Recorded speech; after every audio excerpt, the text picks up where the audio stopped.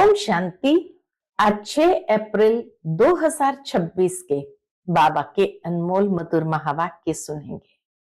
आज की मुरली में बाबा कहते हैं, बच्चे, बाप है ओशन ऑफ नॉलेज, अर्थात ज्ञान की अथॉरिटी है।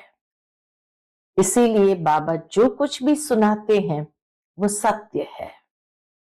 बाबा आकर हम बच्चों को ड्रामा के आदि मध्य अंत का रहस्य बताते हैं कि ये सृष्टि चक्र कैसे चलता है। बाबा कहे, बाबा सब कुछ जानने के बावजूद भी एक सेकंड पहले भी ये नहीं बताएंगे कि क्या होने वाला है। क्यों? क्योंकि बाबा कहे ये कायदा ही नहीं है, ड्रामा में ये लॉ नहीं है। और इसीलिए बाबा कहते मैं भी ड्रामा के वश हूं, पहले नहीं सुना सकता हूं कि क्या होगा। बाबा कहे परंतु जो होगा वो कल्याण होगा, इसलिए तुम चिंता नहीं करो, सब चिंताओं को छोड़ दो। ड्रामा एक्यूरेट हूबहू चल रहा है, तुम्हें चिंता करने की आवश्यकता नहीं, हर बात में कल्याण समाया हुआ है। तो सुनते हैं आज के बाबा के अनमोल मधुर महावाक्य। ओम शांति। मीठे बच्चे, बाप के पास जो वक्खर है यानी जो सामान है उसका पूरा ही अंत तुम्हें मिला है, तुम उसे धारण करो और कराओ। आज की मुरली से प्रश्न है, त्रिकालदर्शी बाप ड्रामा के आदि मध्य अंत को जानते हुए भी कल की बात आज नहीं बताते हैं, क्यों? उत्तर है, बाबा कहते बच्चे, अगर मैं पहले ही बता दूं तो ड्रामा का मजा ही निकल जाए, मजा ही ना आए। फिर तो ये लॉ नहीं कहता, सब कुछ जानते हुए मैं भी ड्रामा के वश हूं, पहले सुना नहीं सकता, इसलिए क्या होगा तुम उसकी चिंता छोड़ दो। आज की मुरली से पहले गीत बजा है, मरना तेरी गली में, जीना तेरी गली में। ओम शांति। यह है पारलौकिक आत्माओं का बाप, आत्माओं से ही बात करते हैं, उनको बच्चे बच्चे कहने की प्रैक्टिस हो जाती है। बाबा को ये प्रैक्टिस है सभी को बच्चे बच्चे कहने की। बल शरीर बच्ची का है, बाबा के सामने बच्चा हो या बच्ची हो, बल शरीर बच्ची का है, परंतु आत्माएं तो सब बच्चे ही है, हर आत्मा वारिस है। और इसीलिए बाबा का हर बच्चा, हर आत्मा वारिस है, अर्थात वर्षा लेने के हकदार है। बाप आकर कहते हैं, बच्चों तुम हर एक को वर्षा लेने का हक है। बेहद के बाप को बहुत याद करना है। बाबा के सामने सब बच्चे हैं, कोई बच्ची नहीं है, क्योंकि बाबा शरीर को नहीं देखते हैं, बाबा आत्माओं को देखते हैं। और इसीलिए हर एक बाबा का बच्चा है, हर एक को वर्षा लेने का हक है। और वर्षा लेने के लिए बाप को बहुत याद करना है, इसमें ही मेहनत है। बाबा परमधाम से आए हैं हमको पढ़ाने। साधु संत तो अपने घर से आते हैं व कोई गांवड़े से आते हैं, बाबा तो परमधाम से आए हैं हमको पढ़ाने। इतना दूर से बाबा आते हैं हम बच्चों को पढ़ाने, ये किसको भी मालूम नहीं है। बेहद का बाप वही पतित पावन गॉड फादर है, उनको ओशन ऑफ नॉलेज भी कहते हैं। अथॉरिटी है ना, ज्ञान की अथॉरिटी है ना। कौन सी नॉलेज है? ईश्वरीय नॉलेज है। बाप है मनुष्य सृष्टि का बीज रूप, सत चित आनंद स्वरूप है। उनकी बड़ी भारी महिमा है, शिव बाबा की ही बड़ी भारी महिमा है। उनके पास ये वक्र है, यानी ये सारी सामग्री है। कोई के पास दुकान होता है, कहेंगे हमारी दुकान में यह वैरायटी है। बाप भी कहते हैं मैं ज्ञान का सागर, आनंद का सागर, शांति का सागर हूं। मेरे पास ये सब वक्र मौजूद है। मैं संगम पर आता हूं डिलीवरी करने। सारा सामान बाबा डिलीवरी करने संगम पर आते हैं। दुनिया में भी आजकल घर बैठे डिलीवरी करने की सिस्टम है। बाबा कहे ये भी जैसे संगम की ही याद है। यहाँ का हर कर्म, हर एक यादगार बाबा का भक्ति मार्ग में भी चला आता है। तो बाबा कहते मैं संगम पर आता हूं डिलीवरी करने। जो कुछ मेरे पास है सब डिलीवरी करता हूं। तो जितना जो धारण करे अथवा जितना पुरुषार्थ करे, बच्चे जानते हैं बाप के पास क्या क्या है और एक्यूरेट जानते हैं। आजकल किसको अपना अंत कोई बताते नहीं है। दुनिया में मनुष्य आत्माएं खुद के अंदर का भेद किसी को बताते नहीं है। इसलिए बाबा कहे कोई अपना अंत किसी को बताते नहीं है। गाया हुआ है किनकी दबी रही धूल में, किनकी राजा खाए, किनकी आग जलाए। ये सब अभी की बात है। आग लगेगी, सब खत्म हो जाएगा। राजाओं के पास अंदर बहुत बड़ी मजबूत गुफाएं रहती है। बल अर्थक्वेक हो, जोर से आग लगे तो भी अंदर से निकल आते हैं। तुम बच्चे जानते हो यहाँ की कोई भी चीज वहां काम नहीं आनी है। इस दुनिया की कोई भी चीज सतयुग में काम नहीं आनी है। खानियां भी सब नए सिर भरपूर हो जाती है। साइंस भी रिफाइन हो तुम्हारे काम आती है। तुम बच्चों की बुद्धि में अब सारा ज्ञान है। बच्चे जानते हैं हम सृष्टि के आदि मध्य अंत को जानते हैं। बाकी अंत का थोड़ा टुकड़ा है। अभी सृष्टि चक्र के अंत का थोड़ा टुकड़ा है, जिसको भी जान जाएंगे।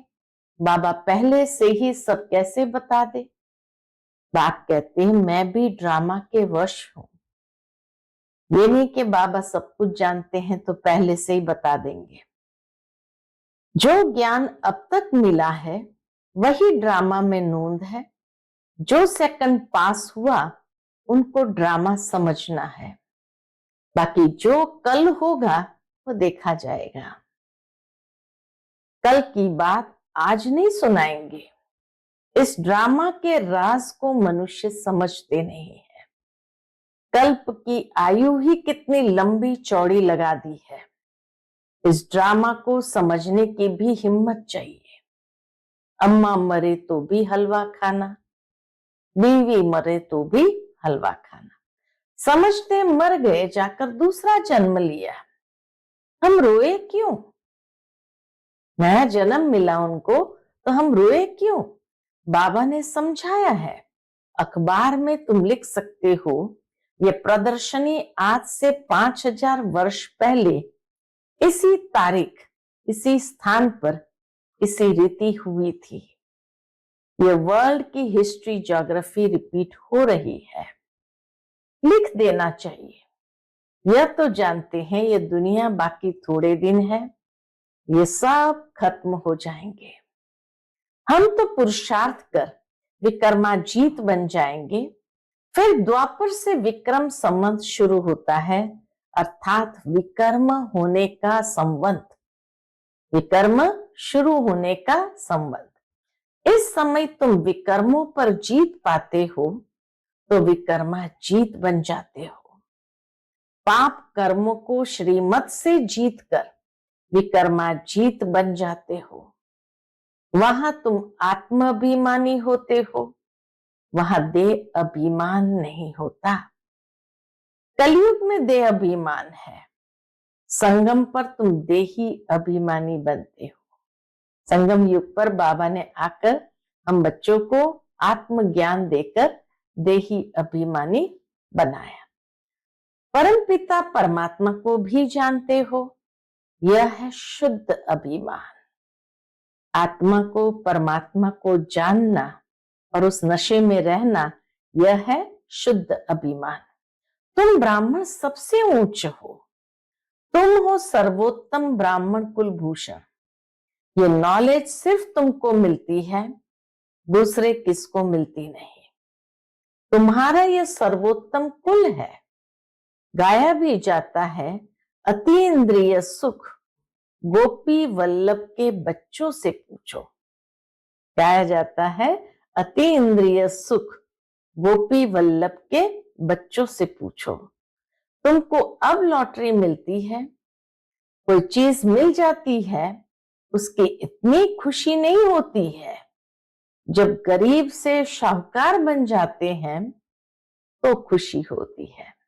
तुम भी जानते हो, जितना हम पुरुषार्थ करेंगे उतना बाप से राजधानी का वर्षा लेंगे। जो जितना पुरुषार्थ करेगा उतना पाएगा।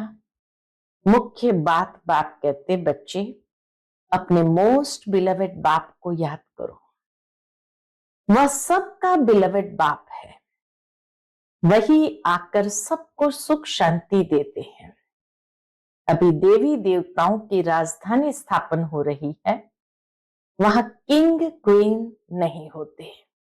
देवी देवताओं की राजधानी में किंग क्वीन नहीं होते, वहां कहेंगे महाराजा महारानी। अगर भगवान भगवती कहे तो फिर यथा राजा रानी तथा प्रजा सब भगवान भगवती हो जाए। इसलिए भगवान भगवती कहा नहीं जाता। सतयुग के देवी देवताओं को भगवान भगवती कहा नहीं जाता। देवी देवताएं सब है, लेकिन जिनको राजधानी का वर्षा मिलता है उसको महाराजा महारानी कहते हैं। तो बाबा कहते भगवान एक है, मनुष्य को भगवान नहीं कहा जाता। सूक्ष्म वतनवासी ब्रह्मा विष्णु शंकर को भी देवता कहते हैं।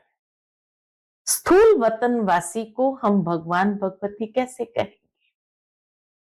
जब सूक्ष्म वतनवासी ब्रह्मा विष्णु शंकर को भी देवता कहा जाता है, तो स्थूल वतनवासी को हम भगवान भगवती कैसे कहेंगे?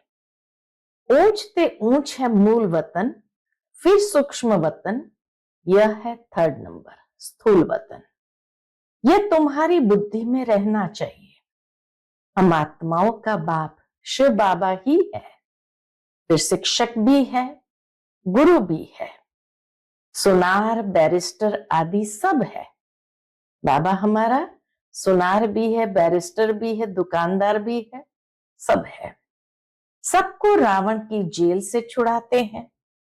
शिव बाबा कितना बड़ा बैरिस्टर है, तो ऐसे बाप को क्यों भूलना चाहिए?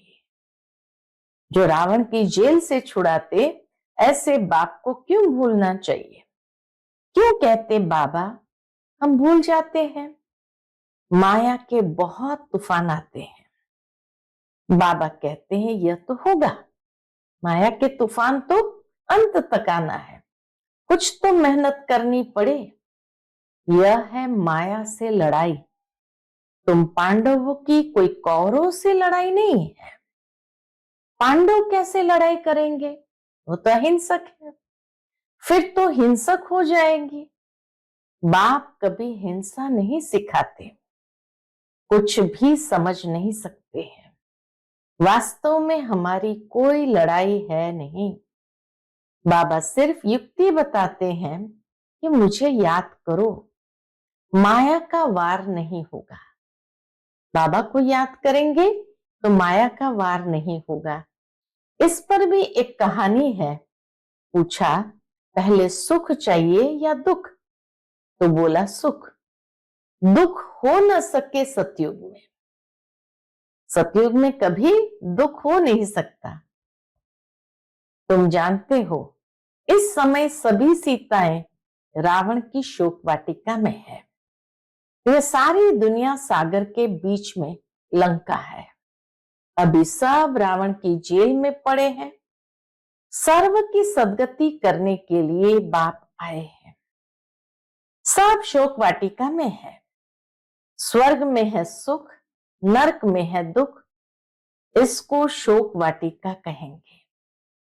वह है अशोक वाटिका स्वर्ग। सतयुग को कहेंगे अशोक वाटिका स्वर्ग, और यह है शोक वाटिका। बहुत बड़ा अंतर है, शोक अशोक में बहुत बड़ा अंतर है। तुम बच्चों को कोशिश कर बाप को याद करना चाहिए, तो खुशी का पारा चढ़ेगा। बाप की राय पर नहीं चलेंगे तो सौतेले ठहरे, फिर प्रजा में चले जाएंगे। बाबा कहे फिर प्रजा में चले जाएंगे, मातेले होंगे तो राजधानी में आ जाएंगे।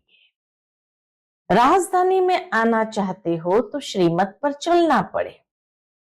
श्री कृष्ण की मत नहीं मिलती है, मत है ही दो, मत है ही दो। अभी तुम श्रीमत लेते हो, फिर सतयुग में उसका फल भोगते हो, फिर द्वापर में रावण की मत मिलती है। यही दो मत है, एक श्रीमत, दूसरी रावण की मत। सब रावण की मत पर असुर बन जाते हैं। तुमको मिलती है ईश्वरीय मत। श्रीमत है ईश्वरीय मत। मत देने वाला एक ही बाप है, वह है ईश्वर। तुम ईश्वरीय मत से कितना पवित्र बनते हो। पहला पाप है विषय सागर में गोता खाना। देवताएं विषय सागर में गोता नहीं खाएंगे। कहेंगे क्या वहां बच्चे नहीं होते हैं? मनुष्य पूछते हैं क्या स्वर्ग में बच्चे नहीं होते हैं? बच्चे क्यों नहीं होते? परंतु वह है ही वाइसलेस दुनिया, संपूर्ण निर्विकारी। वहां ये कोई विकार होता नहीं। बाप ने समझाया है, देवता सिर्फ आत्म अभिमानी है, परमात्मा अभिमानी नहीं है। तुम आत्म अभिमानी भी हो, परमात्मा अभिमानी भी हो। पहले दोनों नहीं थे। सतयुग में परमात्मा को नहीं जानते, आत्मा को जानते हैं कि हम आत्मा ये पुराना शरीर छोड़ फिर जाए नया शरीर लेंगे। पहले मालूम पड़ जाता है अब पुराना छोड़ नया लेना है। बच्चा होता है तो भी पहले से साक्षात्कार हो जाता है। योग बल से तुम सारे विश्व के मालिक बन जाते हो। तो क्या योग बल से बच्चे नहीं हो सकते हैं? योग बल से सारे विश्व के मालिक बन सकते हैं, तो क्या योग बल से बच्चे नहीं होते हैं? योग बल से कोई भी चीज को तुम पावन बना सकते हो, परंतु तुम याद भूल जाते हो। योग बल से बहुत असंभव चीज भी संभव हो सकती है, परंतु बाबा कहे ये याद ही तुम भूल जाते हो। कोई को अभ्यास पड़ जाता है। बहुत सन्यासी लोग भी कहते हैं जिनको भोजन का कदर रहता है तो उस समय बहुत मंत्र पढ़कर फिर खाते हैं। हम पहले के जमाने में मंत्र पढ़ करके जल हाथ में लेकर के फिर उस जल को अर्पित करके फिर भोजन स्वीकार करते थे। तो बाबा कहते हैं कई सन्यासी लोग भी होते हैं जिनको भोजन का कदर रहता है, तो उस समय बहुत मंत्र पढ़कर फिर खाते हैं। तुमको भी परहेज तो बताई है, कुछ भी मांस मदिरा नहीं खाना है। तुम देवता बनते हो ना, देवताएं कभी कीचड़ पट्टी नहीं खाते, तो ऐसा पवित्र बनना है। बाप कहते हैं मेरे द्वारा तुम मुझे जानने से सब कुछ जान जाएंगे, फिर जानने का कुछ रहेगा नहीं। सतयुग में फिर पढ़ाई भी और होती है। इस मृत्यु लोक की पढ़ाई का अब अंत है। मृत्यु लोक की सारी कारोबार खत्म हो, फिर अमर लोक की शुरू होगी। इतना बच्चों को नशा चढ़ना चाहिए। अमर लोक के मालिक थे। तुम बच्चों को अतीन्द्रिय सुख, परम सुख में रहना चाहिए। परम पिता परमात्मा के हम बच्चे हैं अथवा स्टूडेंट है। परम पिता परमात्मा हमको अब घर ले जाएंगे। इनको ही परमानंद कहा जाता है। सतयुग में ये बातें होती नहीं। यह तुम अभी सुनते हो, इस समय ईश्वरीय फैमिली के हो। अभी का ही गायन है। अति इंद्रिय सुख गोप गोपियों से पूछो। बाबा कहे ये अभी का गायन है। परमधाम का रहने वाला बाबा आकर हमारा बाप टीचर गुरु बनते हैं। तीनों ही सर्वंट ठहरे हैं, तीनों ही हमारी सेवा में है। कोई अभिमान नहीं रखते हैं। न शिव बाबा को अभिमान है, न परम शिक्षक को अभिमान है, न परम सतगुरु को अभिमान है। कहते हैं हम तुम्हारी सेवा कर तुमको सब कुछ दे निर्वाण धाम में बैठ जाएंगे। तो सर्वंट हुआ ना। वाइस रॉय आदि हमेशा सही करते हैं तो ओबीडियंट सर्वंट लिखते हैं। बड़े बड़े आदमी बाबा कहे वाइस रॉय जैसे उस जमाने में जब सही करते थे, सिग्नेचर करते थे, तो ओबीडियंट सर्वंट अर्थात आपका आज्ञाकारी सेवक ऐसा लिखते थे। बाबा भी निराकार निरहंकारी है। कैसे बैठ पढ़ाते हैं। इतनी ऊंची पढ़ाई और कोई पढ़ा न सके, इतनी पॉइंट्स कोई दे नहीं सकते। मनुष्य तो जान नहीं सकते। इनको कोई गुरु ने नहीं सिखाया। ब्रह्मा बाबा को कोई गुरु ने नहीं सिखाया। गुरु होता तो बहुतों का होता। कोई एक व्यक्ति का गुरु थोड़ी होता है, बहुतों का होता। एक का होता है क्या। यह बाप ही पतितों को पावन बनाते हैं। आदि सनातन देवी देवता धर्म की स्थापना कर रहे हैं। बाबा कहते हैं मैं कल्प कल्प कल्प के संगम युगे आता हूं। कहते हैं ना बाबा हम कल्प पहले भी मिले थे। बाप ही आकर पतितों को पावन बनाएंगे। 21 जन्मों के लिए तुम बच्चों को पावन बनाता हूं। तो ये सब धारणा करनी चाहिए, फिर बताना चाहिए। बाबा ने क्या समझाया। बाप से हम भविष्य 21 जन्मों का वर्षा लेते हैं। ये याद रहने से फिर खुशी में रहेंगे। ये परम आनंद है। बाबा की याद में रहना ये परम आनंद है।